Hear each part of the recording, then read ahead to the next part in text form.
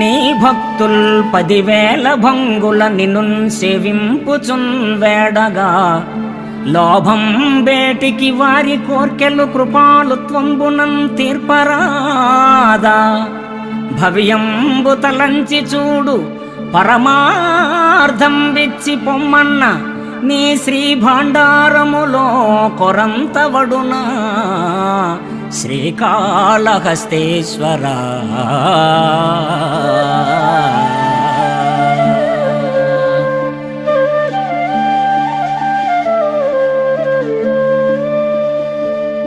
జగదీశ్వర, పరిపరి విధాల నిన్ను సేవించి వేడుకునే భక్తుల కోరికలు తీరిస్తే నీ జ్ఞాన ధనాగారమేమైనా తరిగిపోతుందా అని కరిచర్మాంబరధారిని ప్రశ్నించి అర్థించాడు ఈ కవి.